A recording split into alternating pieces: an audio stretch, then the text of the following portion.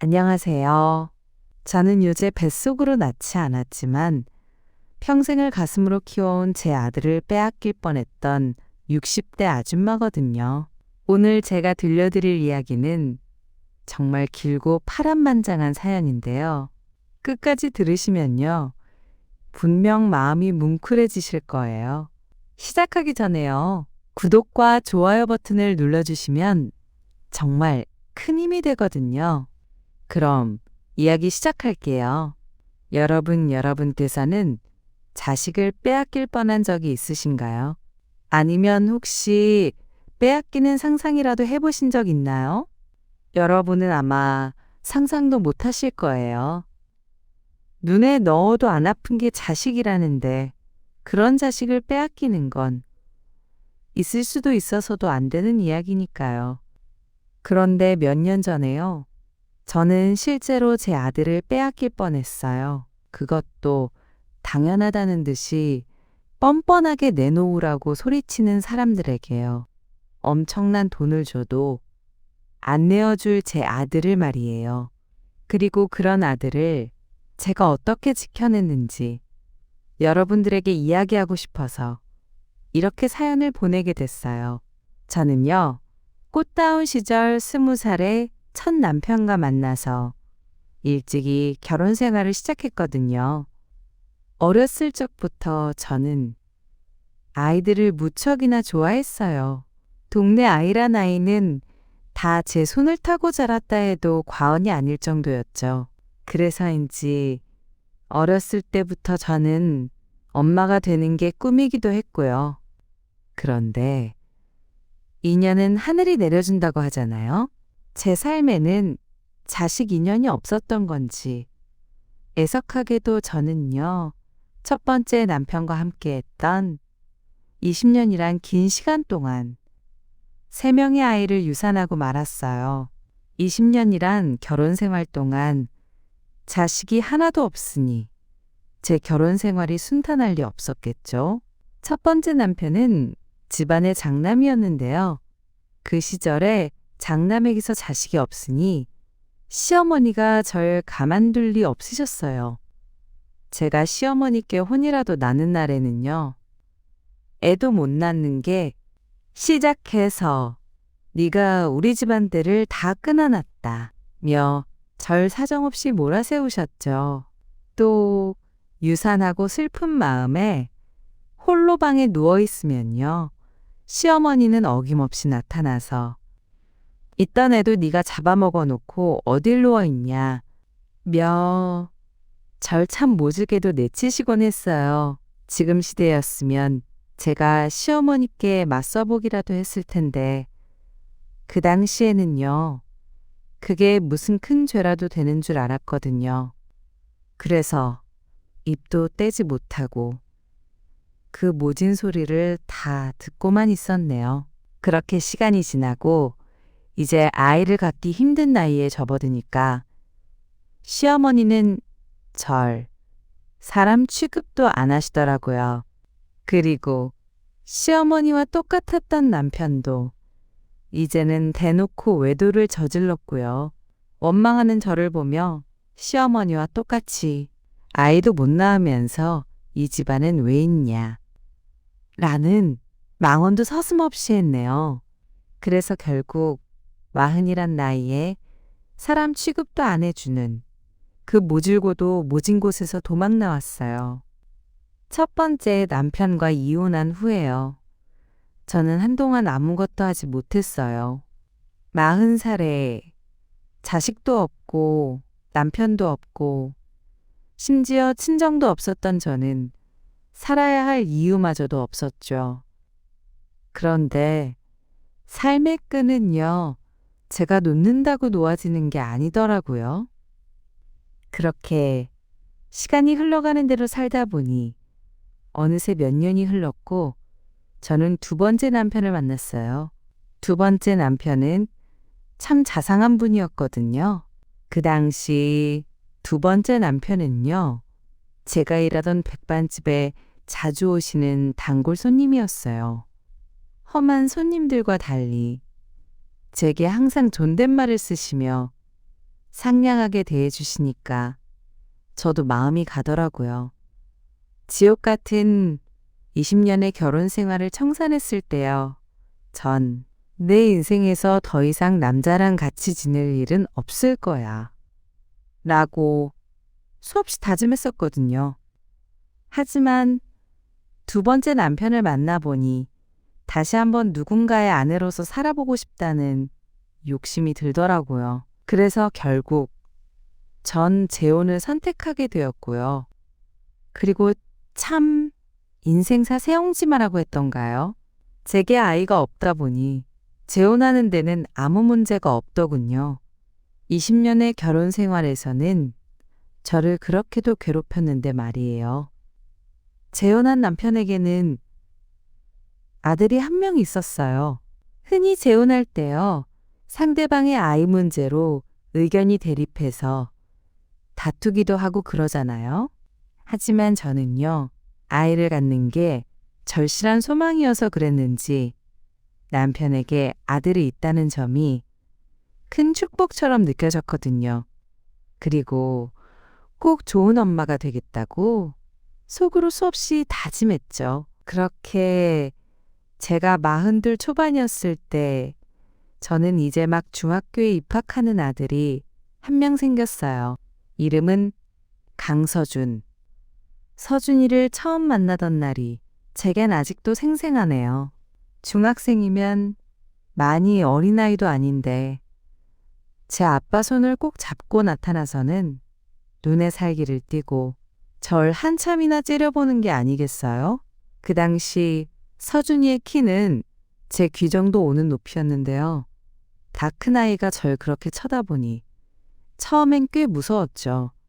그런데 이내 어린아이가 어떤 일들을 겪었길래 아이답지 않은 저런 표정이 나오는 걸까 하고 생각해 보니 되려 안쓰럽더라고요.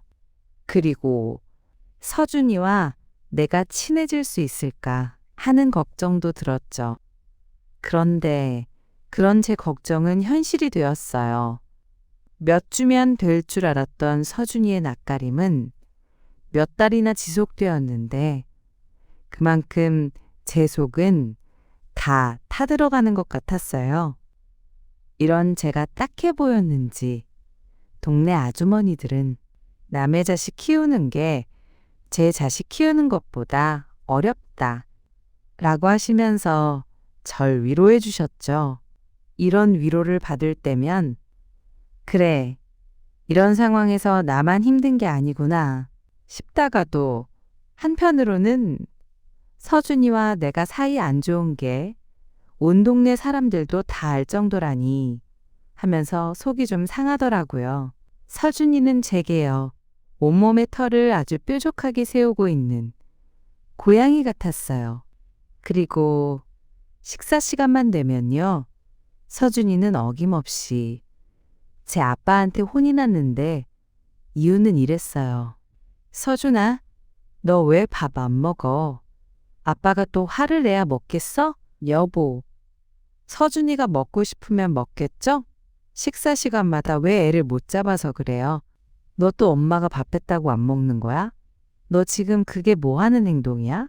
네 엄마가 너 좋아하는 잡곡밥에 고등어 구이에 된장찌개에 한 상을 차려놨는데 넌 왜 밥을 안 먹냐 말이야? 내가 언제까지 네 밥을 일일이 따로 챙겨줘야 하는 건데? 어? 사내 자식이 꾹 다물고만 있지 말고 뭐가 불만인지 말을 해보란 말이야. 서준아. 아니야. 엄마가 미안해. 오늘 시장에 갔는데 고등어가 너무 좋았거든. 그래서 우리 서준이한테 빨리 주고 싶은 마음에 요리를 내가 했어. 제 말이 끝나기도 전에 휙 하는 소리와 함께 서준이가 또 상을 엎었어요.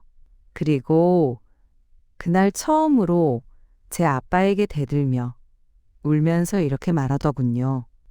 친엄마도 날 버렸어요. 10년 넘게 날 키운 엄마도.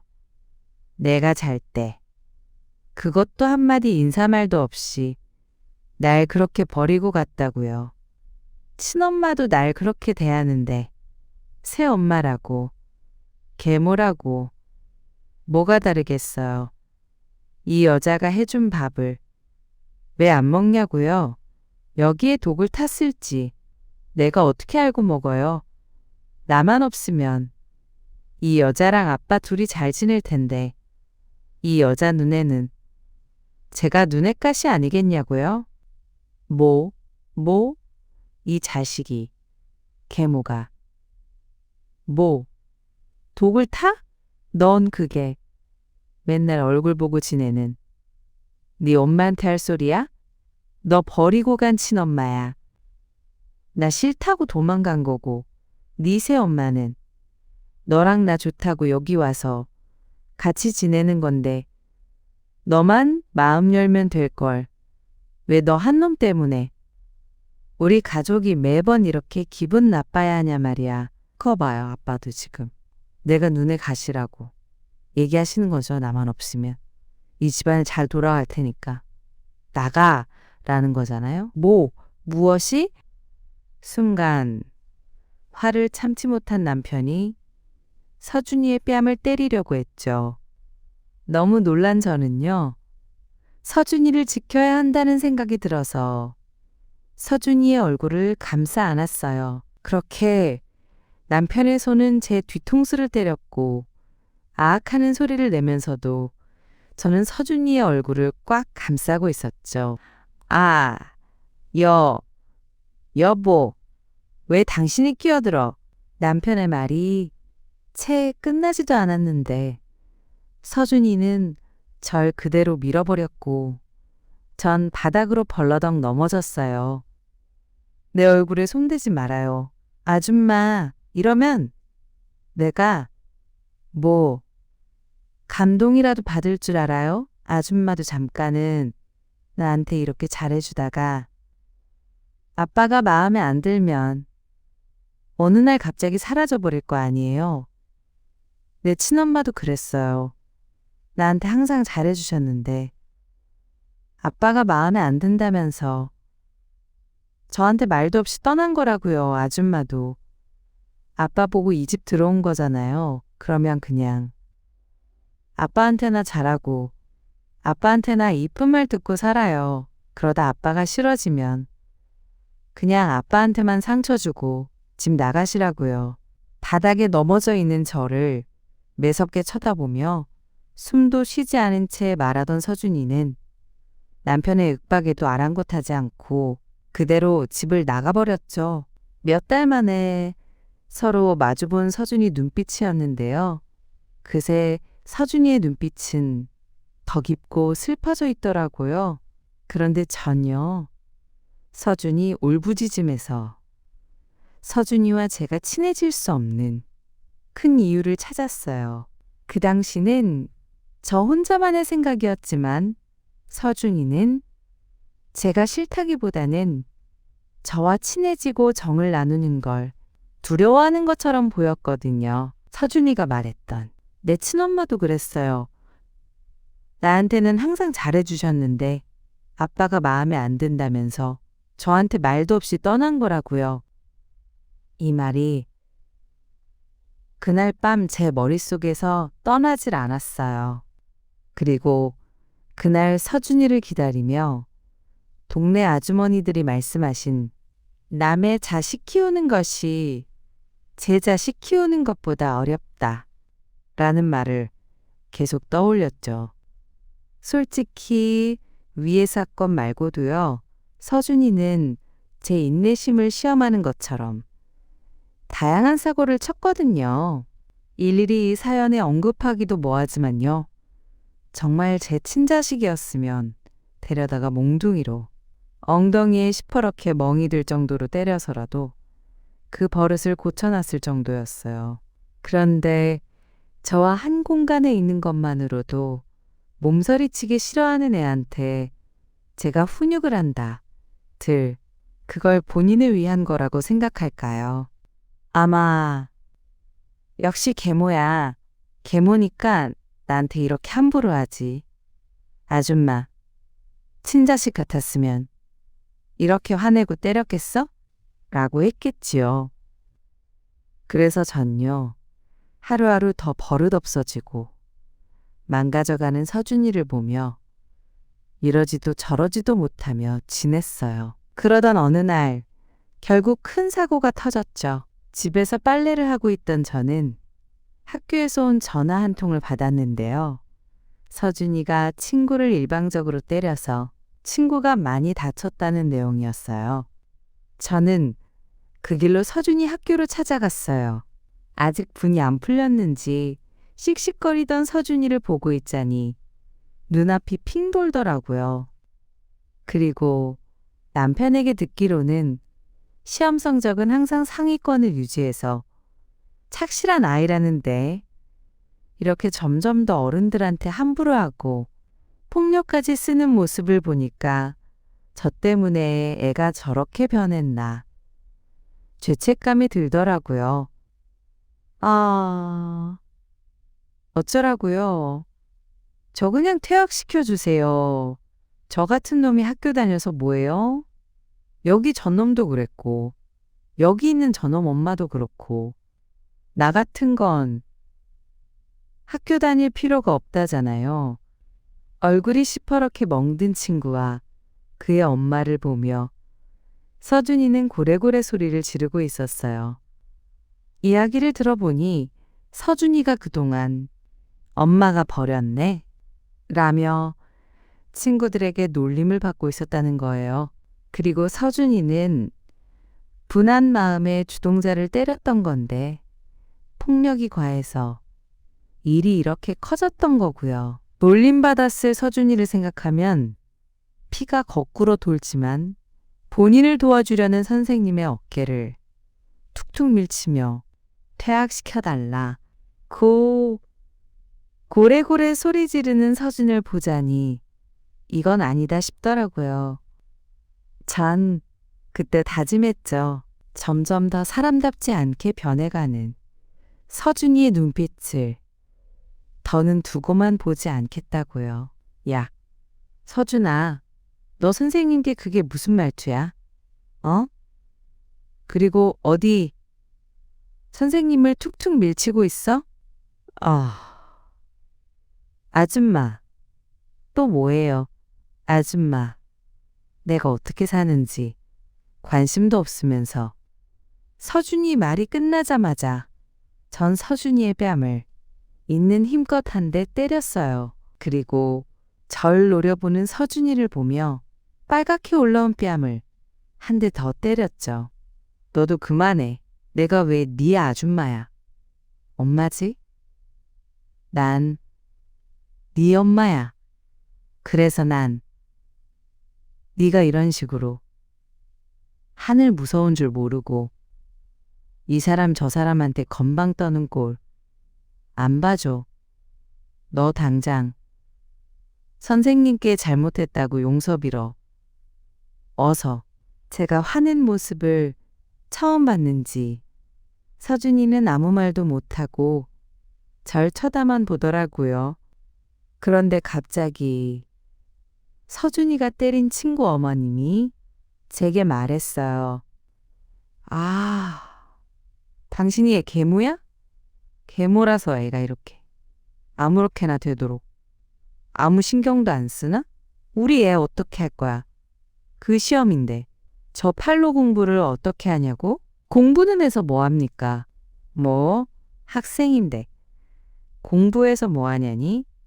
계모라 그런지 애들 공부 이런 것 전혀 관심이 없나 봐. 아니요. 제 말은요.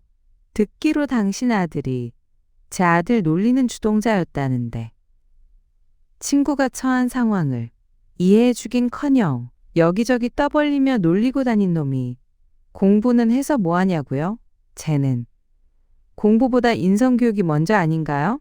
그리고 우리 서준이는 공부하라 소리 안 해도 알아서 잘하고요. 뭐? 너 내 아들한테 말 다 했어? 계모 주제에. 어디 친엄마인 나한테 자식 교육을 운운하고 있어? 아이고, 그 애미에 그 아들 낳으셨네. 저기 아줌마, 제 혼이 어때서요? 계모가 어때서요? 제가 계모라서 우리 서준이 옷을 안 빨아입혔어요? 아니면 학교를 안 보냈어요? 아, 아줌마, 말 나온 김에 우리 서준이 교복 한번 보세요. 친엄마는 옷도 안 빨아입히는지 저기 좀 봐봐. 목뒤가 아주 누렇게 변했구만. 우리 애 옷은 깨끗하고 옷에 주름 하나 없이 쫙쫙 다려 입혀요. 애 옷이나 신경 써주면서 저한테 그런 말 하세요. 뭐, 아, 다 됐고 돈 내놔. 돈 우리 애 치료비 내놓으라고. 결국 이 소란을 부린 게 돈 때문이었어요? 아들 장사하시게요, 그럼. 당신 아들이 내 아들 놀린 거, 그거 먼저 사과하라고 하세요. 그럼 제가 치료비는 얼마든지 드릴게요. 대신 선사과, 후 보상이에요. 사과 먼저 해요. 어서요. 그날이 제가 서준이를 위해 처음 엄마로 나선 날이었어요. 그날 저는 끝내 사과를 안 하는 친구에게 반돈 원의 치료비도 보상하지 않았고 그 엄마도 본인 아들의 고집을 못 꺾은 채 빈손으로 돌아갔죠. 그런데 이날 저는요. 혹시 제게 맞은 것이 분해서 또 역시 계모 맞잖아 라는 소리를 들을 줄 알았는데 서준이의 첫마디에 저는 눈물을 흘리고 말았어요. 엄마, 아까는 좀 아팠어요.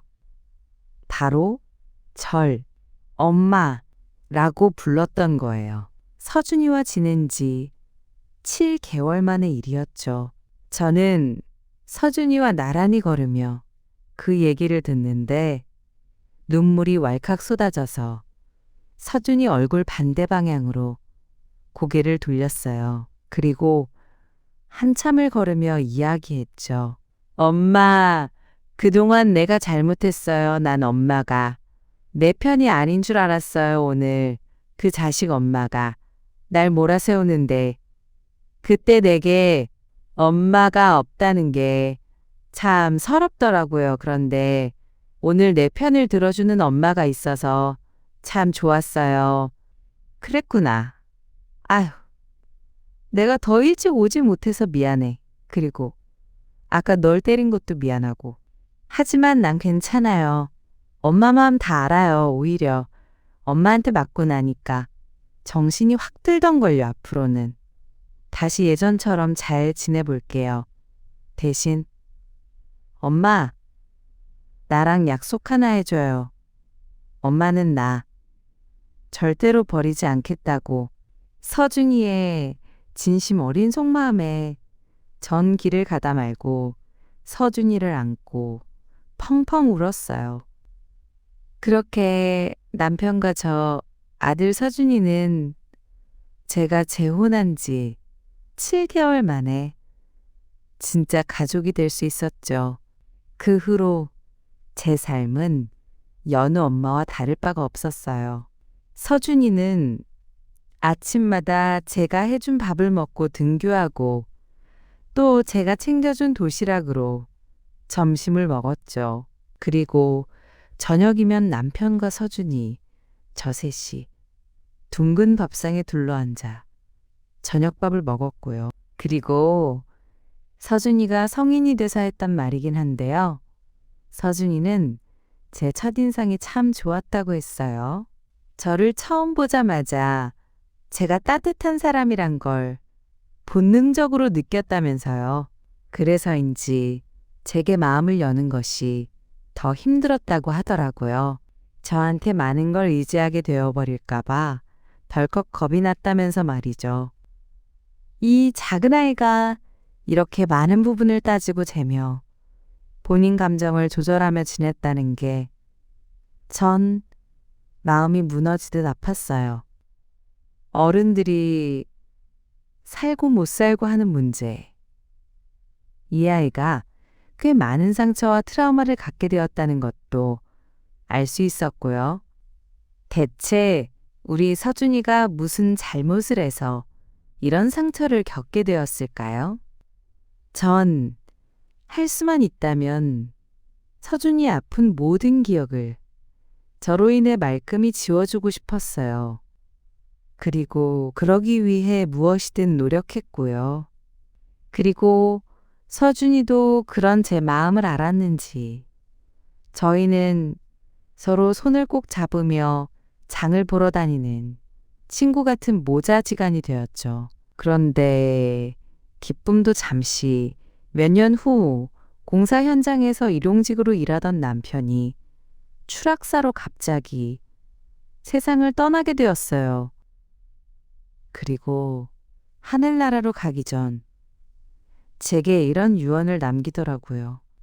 평생 같이 살기로 한 약속, 지키지 못해서 미안하다.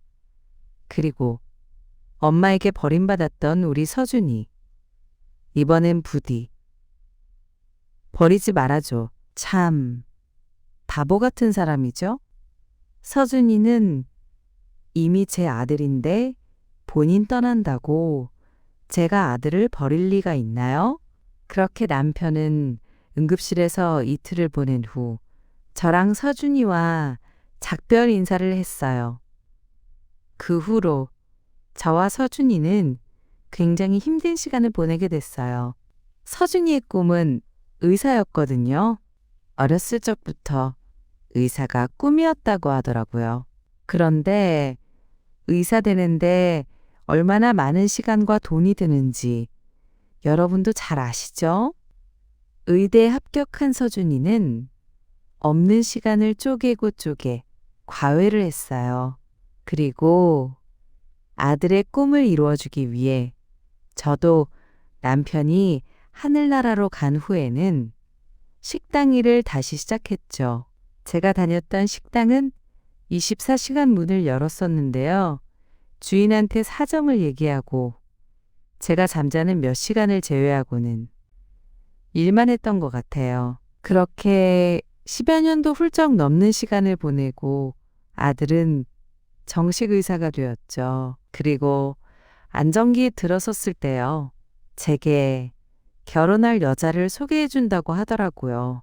이름이 지은이었는데요. 얼굴이 어찌나 예쁘던지 제 아들 서준이와 같이 서 있으면 선남선녀가 따로 없더라고요. 어머니, 저희 왔어요. 그래, 서준이 왔구나. 어머님, 안녕하세요. 이지은이라고 합니다. 지은 씨. 그래, 반가워요. 아유, 이렇게 누추한 집까지 다 와주고. 내가 다 고맙네요. 아유, 누추하다니요. 서준 오빠 집이어서 그런지 저도 너무 편하고 좋은걸요. 그렇게 생각해주면. 내가 고맙고요. 뭘 좋아할지 몰라서 우리가 평소 먹던 거에 갈비찜 좀 해보려고 하는데 괜찮아요? 서준이가 말했던 시간보다 1시간이나 일찍 오는 바람에 내가 아직 준비를 다 못했는데 이걸 어쩌나. 어머님, 저 갈비찜 좋아해요. 그리고 제가 오빠 방도 구경하고 싶고 그래서 빨리 오자고 했어요. 혹시 제가 도와드릴 건 없나요? 아유, 없어. 없고 말고. 서준이 방에서 둘이 푹 쉬고 있어요. 서준이가 바빠서. 데이트도 잘 못하는 것 같던데. 난 괜찮으니까. 잠깐이라도 데이트하고 있으면 내가 부를게요. 처음 봤지만요. 싱글싱글 잘 웃고 도울 것이 없겠냐. 며 묻는 서준이 여자친구 보는데 제 마음이 다 뿌듯했어요. 착한 우리 서준이가 딱 본인 닮은 아가씨를 만났구나 싶어서요. 서준이와 서준이의 여자친구. 그러니까 편하게 지은이라고 적을게요.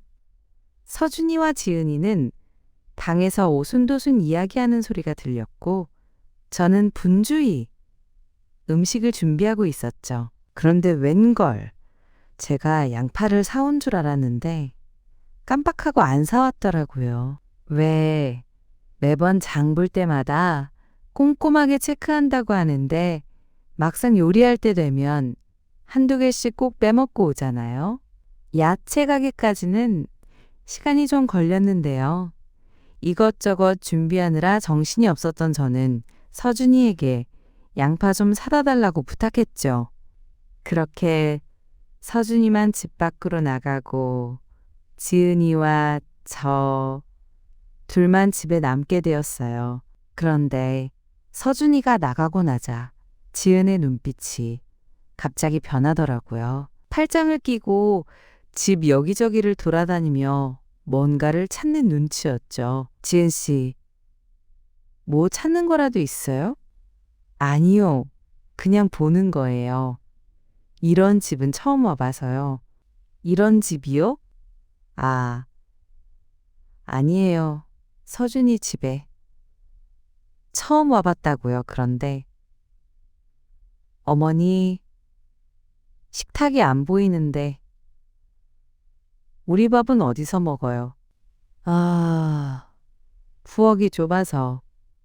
우리 집은 식탁이 없어요.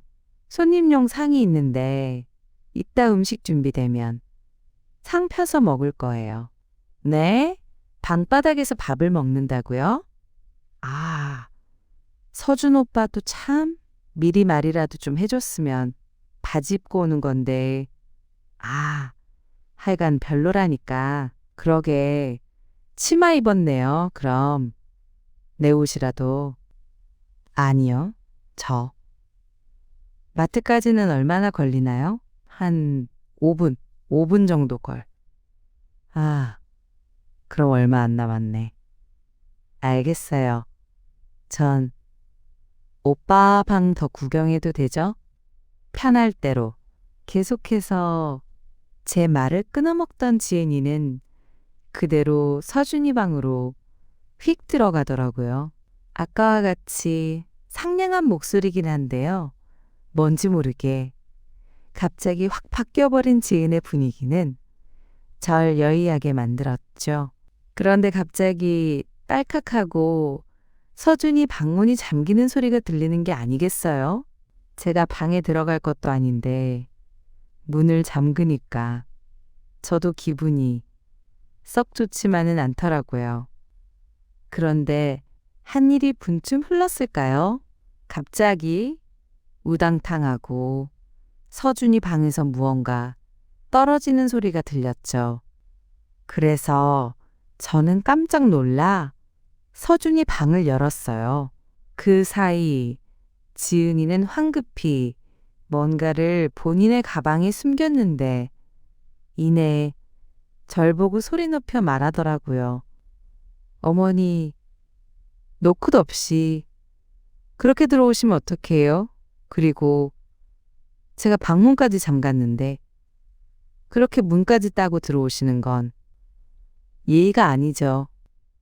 아, 여기 방문이 고장나서 잠가도 그냥 열리는 문이라. 아니, 그런데 도대체 뭘 했길래 그렇게 놀라는 건지 이해가 안 돼. 갑자기 소리를 지르는 지은에 저는 깜짝 놀랐고 말을 이어나가려던 찰나에 서준이가 들어왔어요. 어머니, 무슨 일이에요?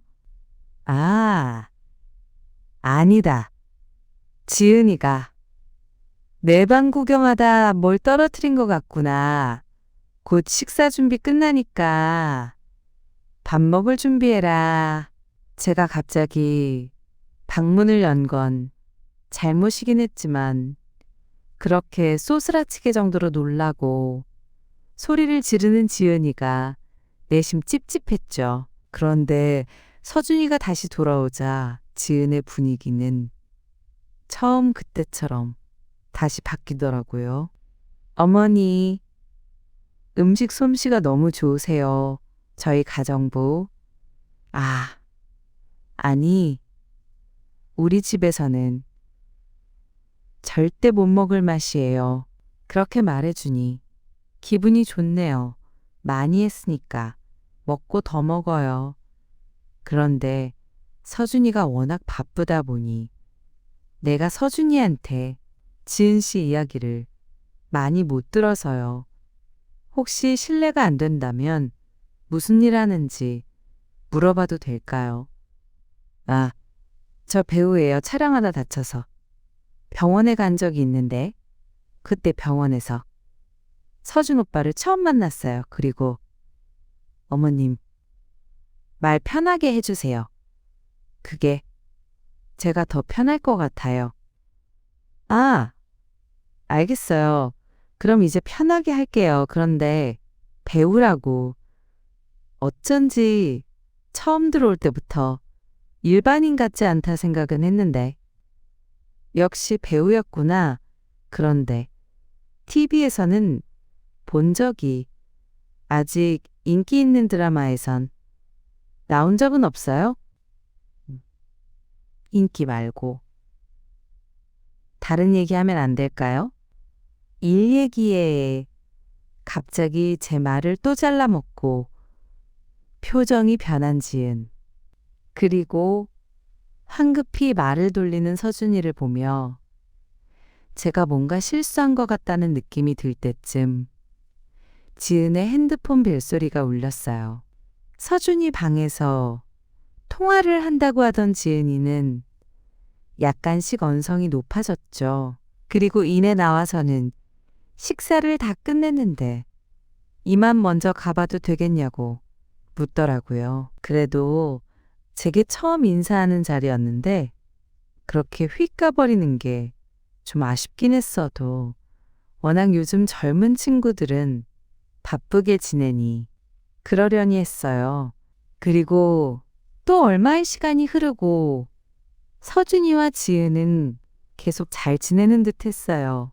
그런데 어느 날부터 무척 서준이가 술 먹는 날이 많아졌고 집에서도 얼굴에 늘 그늘이 져 있더라고요. 왜 그런지 물어봐도 대답도 안 하고요. 제게 마음을 연 이후로 혼자 지내는 제가 심심할까봐 미조알고조알 다 늘어놓으며 이야기하던 애인데 이렇게 입을 꾹 다물고 있으니 얼마나 걱정되는 게 아니겠어요. 혹시나 지은이와 무슨 일이 있나 의심하기도 했지만 지은이는 서준이가 없는 날에도 자주 집에 놀러 왔었어요. 그리고 저와 한참 수다를 떨고 갔던 터라 지은이와는 상관없는 일이라고 생각했어요. 그렇게 서준이가 지은의 집으로 결혼을 승낙받으러 간다고 했던 날이 왔어요. 예비 장인어른은 장모님을 뵈러 가는 날 아침 서준이의 표정은 마치 뭐랄까요? 이런 표현은 좀 그렇지만 도살장에 끌려가는 소처럼 억지로 나가는 표정이었죠. 그리고 역시나 서준이는 그날 밤 집으로 술에 취해 들어왔고 며칠이 지난 뒤엔 집요하게 묻는 제게 지쳤는지 지은이와 헤어졌다고 하더라고요. 말로는 덤덤하게 헤어졌다고 하는데 마음고생이 심한지 서준이는 하루가 다르게 야위어 갔어요. 30대 후반이 되어서야 결혼하겠다고 처음 데려온 여자였는데 헤어진 게 좀 의아하긴 했지만 그것도 아들의 뜻이겠거니 하고 받아들였어요.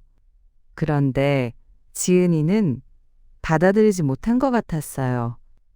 서준이가 없을 때 골라 우리 집에 찾아와 오빠의 마음을 돌려달라고 사정사정했어요. 심지어 제게 오시며 스카프 등의 선물도 챙겨와서는 말이죠. 그러던 중 제게 문자 한 통이 왔어요. 안녕하세요. 지은 엄마입니다. 직접 뵙고 할 이야기가 있는데 만났으면 합니다. 어느 날 본인이 지은 엄마라며 제게 보내온 문자. 이전에 지은이가 자주 연락드리겠다며 제 번호를 알아간 적이 있었는데 제 번호는 아마도 지은이가 알려준 모양이었어요. 서준이는 지은이와 정리한다고 했는데 이 자리를 나가야 하나 말아야 하나 고민했었죠. 그런데 제 아들이 힘들어하는 이유라도 들어봐야겠다 싶어 전 약속을 잡고 자리에 나갔어요. 저는 집 앞에 있는 큰 한식당으로 갔고 그곳에는 박선희로 예약된 방이 하나 있었죠.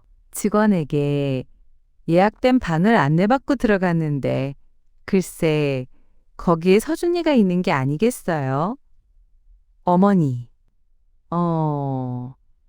서준아, 네가 여긴 어떻게? 병원장님, 저희 어머니는 여기 왜 부르신 거예요? 제가 그만큼 말씀드렸잖아요. 갑자기 벌어진 상황에 저는 아무 말도 하지 못하고 화를 내는 서준이만 쳐다보고 있었어요. 서준이 맞은편으로는 한 부부가 있었는데요.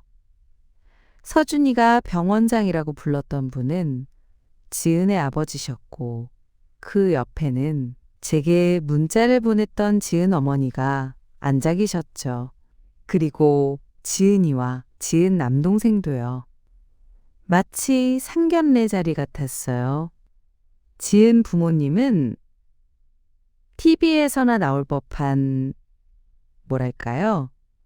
부잣집 중년 부부 같은 모습이었어요.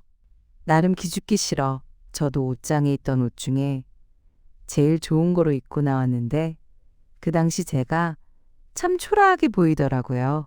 서준이 어머님 되시죠? 안녕하십니까. 저는 지은 애비 되는 사람입니다. 아, 네. 안녕하세요. 그런데 지금 이게 어떤 상황인가요? 저는 지은 어머니를 뵈러 나왔는데요. 어머니는 제가 지은이랑 끝났다고 그렇게 말씀드렸는데 이 자리에 나오긴 왜 나오셨어요? 저랑 당장 나가요. 제 대답에 또 화를 낸 서준이는 이내 제 손을 확 잡아 끌더니 문 밖으로 나가려고 했죠. 그러자 지은 아버지께서 이렇게 말씀하시더라고요. 제가 돌려 말하는 걸 잘 못해서 바로 말씀드리겠습니다. 제가 강서준을 데릴 사이로 드리고 싶은데요. 강서준이 어머님 혼자 계시는 게 마음에 걸리는지 이렇게 한 달 넘게 버티고 있네요. 제 마음은 이런데 사부인 생각은 어떠십니까? 네? 데릴 사위요? 당황한 저를 보더니 서준이는 더 큰 소리로 내지르며 말했어요. 저 그 결혼은 못합니다. 아니, 안 합니다. 제가 지은을 사랑하고 결혼까지 생각했던 건 맞지만 두 분이 원하는 조건들은 절대 제가 용납할 수 없습니다.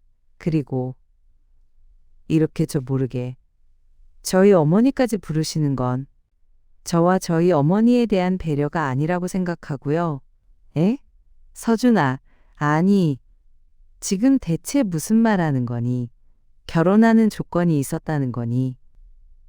어머니, 모르셔도 돼요. 알 필요도 없고요. 서준이가 이렇게 화를 내는 모습은 중학교 이후에 처음 봤어요. 그리고 웬만해서 어른들한테 화를 내는 아이가 아닌데 모든 게 당황스러웠죠. 그런데 지은 어머니의 말을 듣고는 상황을 이해할 수 있었어요.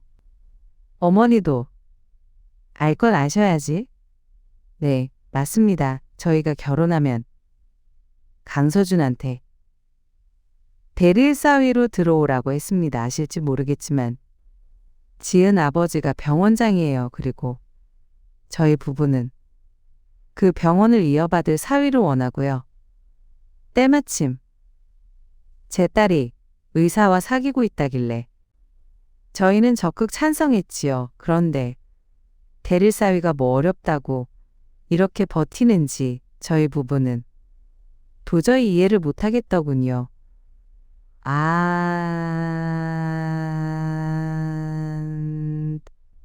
상견례 하자고 해도 싫다고 하더니 이제 아예 지은이와 헤어지겠다고 하네요. 생각해 보세요. 솔직히 대릴 사위로 들어와서 병원 경영도 좀 배우고 아, 네, 그건 그렇지요. 그게 서준이 앞날에 도움이 된다면 어차피 결혼하면 제 살림 꾸려나가 살 텐데요. 그런데 저는 지금 처음 듣는 소리여서 서준이와 상의도 어머니, 그렇게 뭐가 그래요? 어머님, 잘 알지도 못하면서 무슨 대답을 하고 그러세요? 서준이의 말에 저는 가슴에 비수가 꽂힌 듯 아팠어요. 이 식당에 처음 들어와 지은 부모님을 뵀을 때도 제 차림이 초라해 보였는데 잘 알지도 못하면서 대답하려 하냐? 이런 서준이의 말이 괜히 서운하게 만들더라고요. 하지만 저는 곧 서준이가 제게 왜 화를 내는지 알 수 있었어요. 그런데 이거 설명 좀 해주시겠습니까?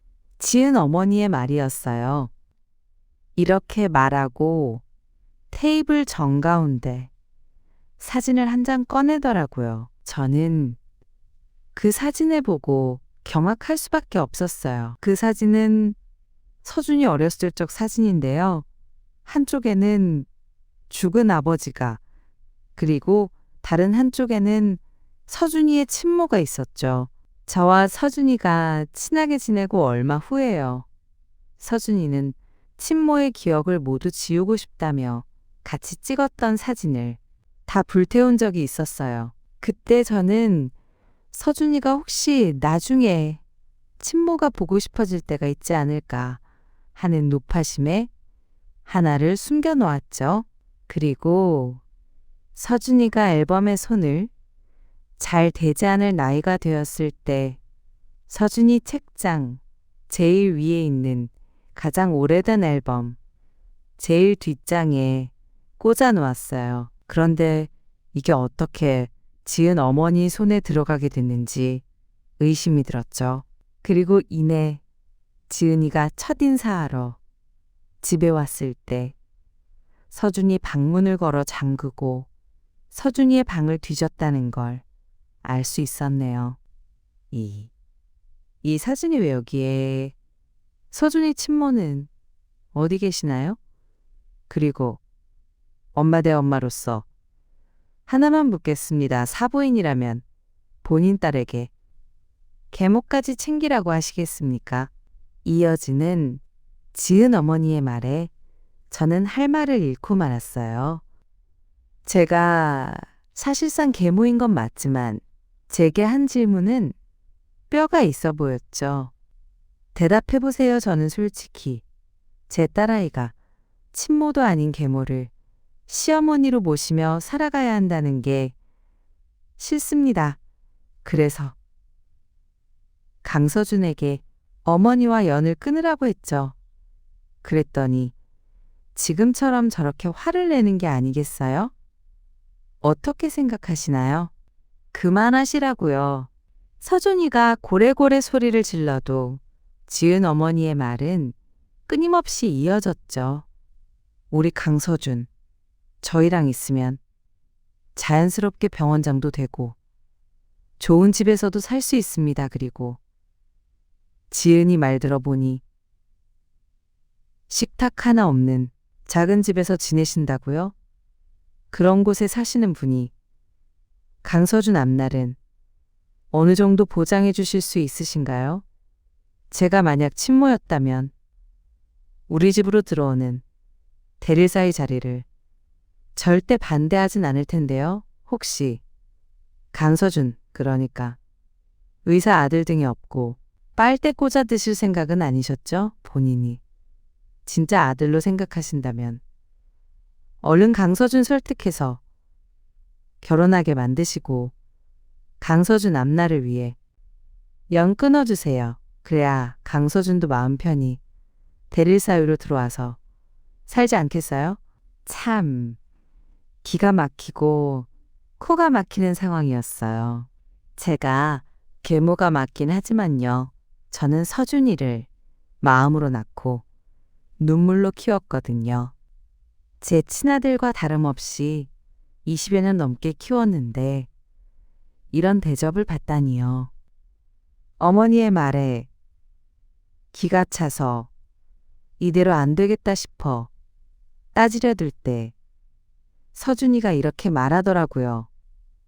제 어머니 모욕하는 말은 그만하세요. 제 어머니. 남들은 다 계모라고 해도 저한테 친엄마입니다. 도망간 제 친모보다 저한테 더 지극정성으로 대해주셨고 두 분이 원하시는 그 의사 사위의 의사도 다 제 어머니 덕에 가능했던 거고요.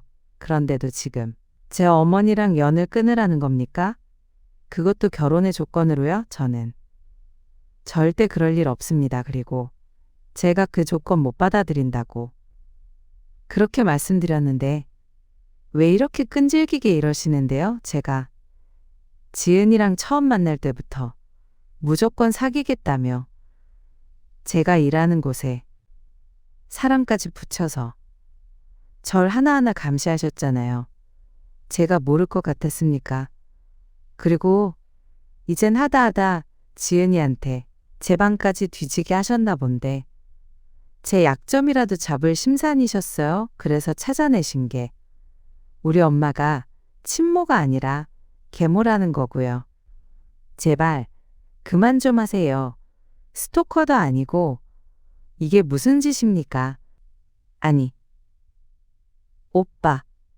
오빠는 왜 우리 엄마한테 계속 소리 질러? 솔직히 우리 집 정도면 오빠한테는 경사 아니야? 적당히 좀 튕기라고. 그리고 나도 이제 곧 유명 배우 될 텐데 병원장 등에 업겠다. 와이프 배우겠다. 오빠한테 뭐가 부족한 결혼이라고 이렇게 튕기냐 말이야. 그리고 나도 엄마 말 동의해. 내가 왜 계모를 시어머니로 모셔야 하는데 그렇게 작고 냄새나는 집에서 말이야. 오빠, 그냥 엄마랑 연 끊고 우리 집에 들어와 살자니까. 그래, 강서준. 그리고 난 미리 말하지만 친자식도 아닌 강서준 결혼식에 계모가 혼주석에 앉아 있는 꼴 절대 못 보니까 그렇게 하려고. 뭐라 부를 말이 없네. 강서준 계모님. 제 말 들으셨죠? 당신 혼주석에 절대 앉지 마.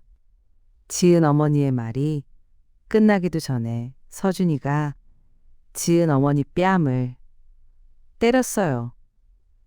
너무 갑자기 벌어진 상황에 지은 아버지는 벌떡 일어나시고 지은이는 본인 어머니를 감싸죠. 대체 결혼 안 한다는데?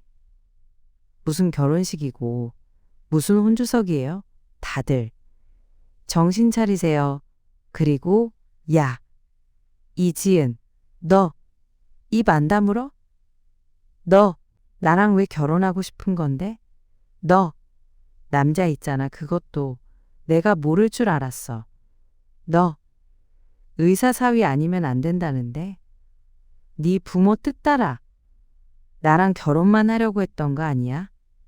난 너한테 정말 진심이었는데 넌 아니더라. 나 태민한테 다 들었어. 너랑 네 부모가 나 대릴 사이로 앉혀놓고 나 개처럼 부려먹으려고 했다는 거. 그래서 날 선택한 거겠지. 가난한 의사 구해서 당신들 뜻대로 부리려고. 서준이의 말은 충격 그 자체였어요.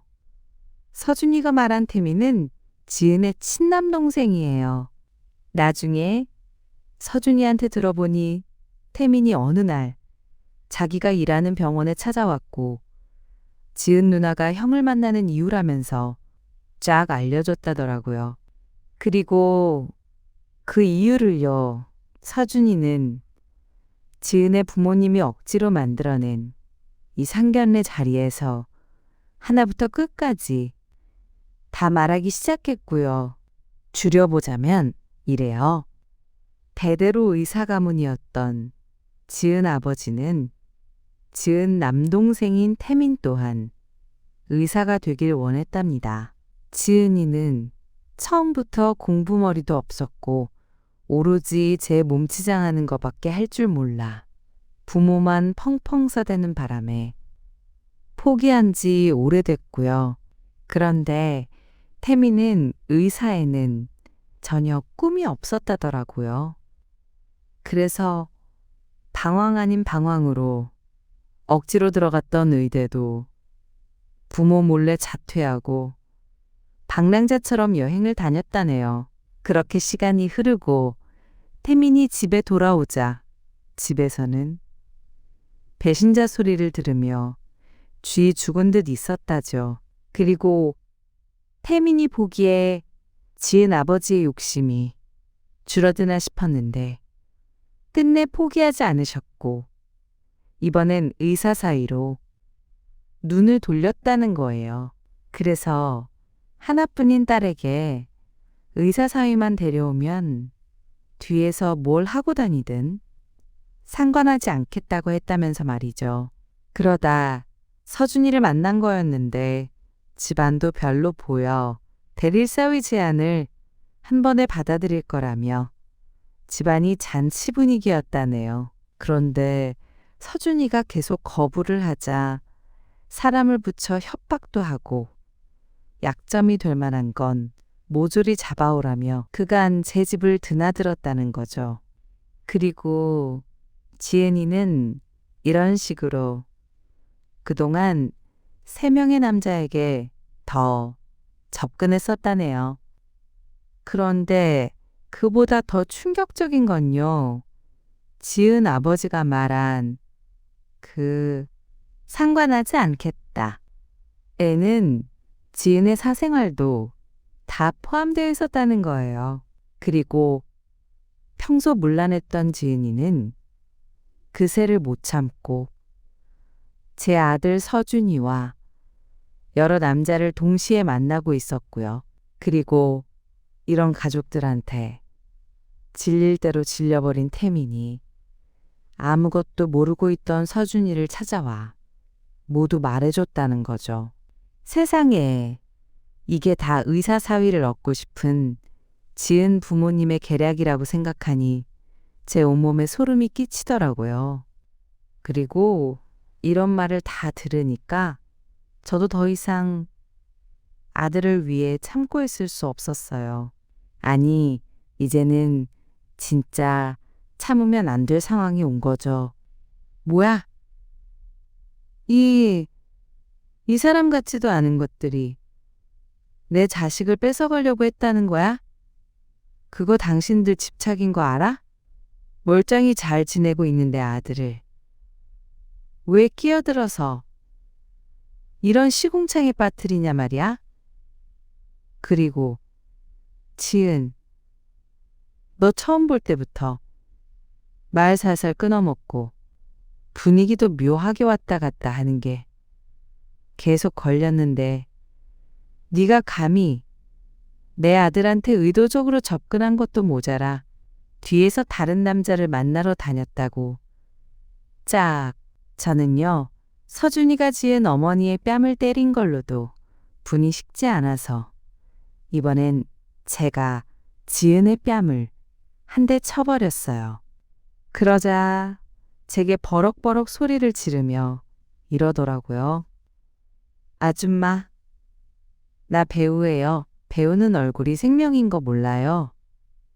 아, 진짜 별 아줌마, 내 얼굴 어쩔 거야? 빨갛게 부어올랐잖아요. 야, 이 망할 계집애야. 뭐? 배우?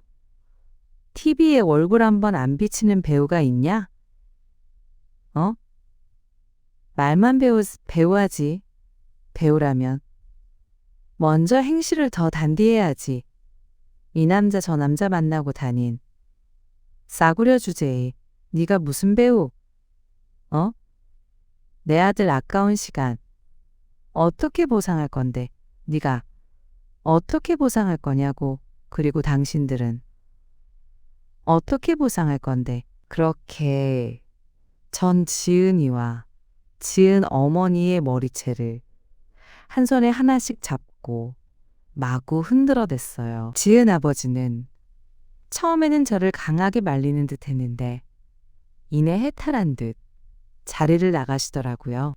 그런데 그걸 그냥 나가게 놔둘 수 있나요? 제 아들을 건드렸는데요. 저는 복도까지 쫓아가 지은 아버지, 아니, 그 빌어먹을 머리채도 잡고 휘둘렀는데요. 글쎄, 가발이 쑥 하고 벗겨지대요. 그래서 하는 수 없이 전요. 떨어진 가발을 식당 홀에 여러 손님이 식사 중인 테이블들 한가운데 던져버렸어요. 당황한 지은 아버지가 후다닥 달려가 가발을 찾고는 손살같이 도망 나가던데 그 모습이 얼마나 웃기던지요.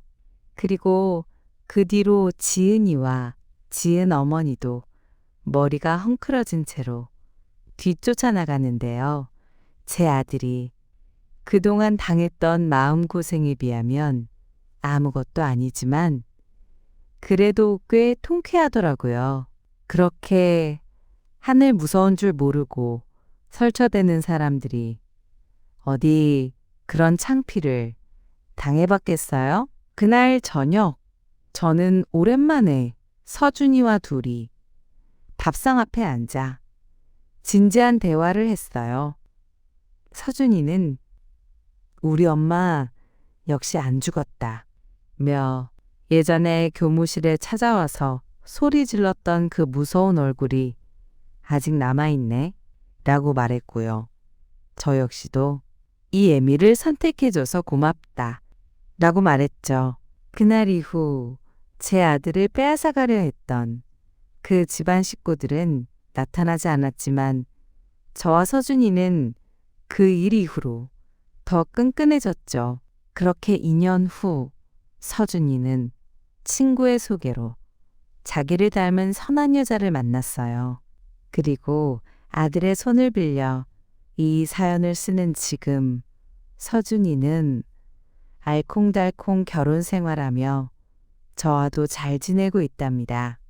여러분, 부모가 자녀에게 남겨줄 수 있는 가장 위대한 유산은 날마다 그들과 잠깐이라도 시간을 함께하는 것이다. 라는 말을 아시나요? 제가 가끔 이 애미는 서준이 너한테 물려줄 게 없는데 혹시 그때 그 대릴사위 자리 포기한 거 후회하지 않니? 라고 물으면 서준이가 제게 몇 번이고 해주던 말이었어요. 어머니는 제게 이렇게 대화하는 시간만 오래오래 주시면 그걸로 충분해요. 라면서 말이죠. 여러분도 제 아들 서준이의 말에 동의하시나요? 제 사연이 어느 시간대에 올라갈지 모르겠지만 제 사연을 보신 후라면 부모님께 전화 한번 해보시는 게 어떨까 싶네요. 부모와 자식은 함께하는 시간이 많을수록 좋은 거니까 말이죠. 이렇게 눈물로 키웠던 제 아들을 빼앗길 뻔했다가 되찾아온 제 긴 사연은 끝이 났습니다. 오랜 시간 긴 이야기를 들어주셔서 진심으로 감사합니다. 여러분께서는 이 사연을 들으시고 어떤 생각이 드셨나요? 혹시 비슷한 경험이 있으시거나 계모와 의붓자식 관계에 대해 생각해 보신 적이 있으신가요? 여러분의 소중한 생각을 댓글로 남겨주시면 정말 감사하겠습니다. 그리고 이 이야기가 의미 있으셨다면 구독과 좋아요, 알림 설정도 부탁드립니다. 감사합니다.